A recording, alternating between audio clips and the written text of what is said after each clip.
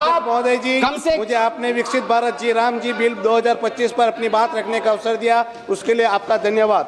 महोदय जी, मनरेगा ने पिछले 2 दशकों में ग्रामीण भारत की तस्वीर बदली है। यह न केवल 100 दिनों की गारंटीड मजदूरी प्रदान करता था, बल्कि काम का अधिकार को कानूनी दर्जा देकर गरीबी उन्मूलन का, ग्रामीण संपत्ति निर्माण और महिलाओं की भागीदारी बढ़ाने में ऐतिहासिक भूमिका निभाई है। नई योजना में 125 दिनों की गारंटी, तकनीकी एकीकरण जैसे मोबाइल ऐप से हाजिरी, आधार का लिंक भुगतान, जियो टैगिंग, ड्रोन मॉनिटरिंग और AI आधारित फ्रॉड डिटेक्शन सकारात्मक कदम है।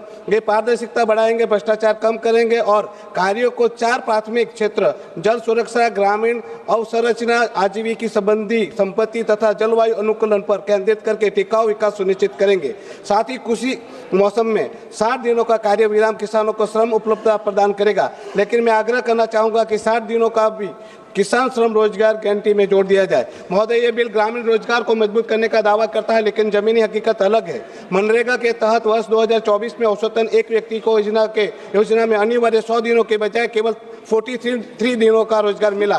योजना के तहत केवल 3.5% व्यक्ति को ही पूरे 100 दिन का रोजगार प्राप्त हुआ। 125 दिन की नई गारंटी जब तक खोखली है तब तक मांग पर काम न मिले। महोदय जी, मुझे दिशा कमेटी की मीटिंग में हमारे वीडियो ने बताया कि मेरे संसदीय क्षेत्र में नरेगा योजना लागू ही नहीं है। ऐसी महत्वपूर्ण योजना को हमारे प्रदेश में लागू ना होना बहुत ही दुखद और दुर्भाग्यपूर्ण है। हमारे प्रदेश के लोगों को इस योजना के लाभ से वंचित ना रखा जाए। हमारे प्रदेश में भी इस योजना का अमलीकरण सुनिश्चित किया जाए। महोदय जी, इस बिल की कमियां गंभीर है, जिस पर विचार करें। डिमांड ड्रिवन से सप्लाई ड्रिवन मॉडल काम का अधिकार बजट पर निर्भर बनाएगा।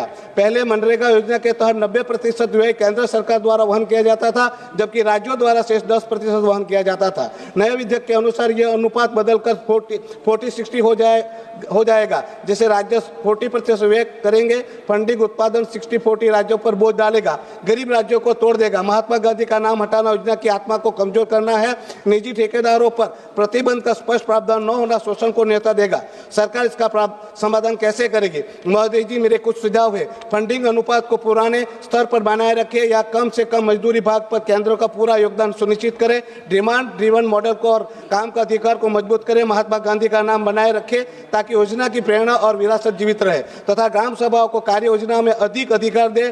साथ नई मजदूरी दरें मौजूदा से अधिक हो। बढ़ती महंगाई को ध्यान में रखते हुए कम से कम 500 रुपया पर दिन रखा जाए। महोदय जी, ये बिल पर ग्रामीण भारत को सशक्त बनाने का बड़ा अवसर है।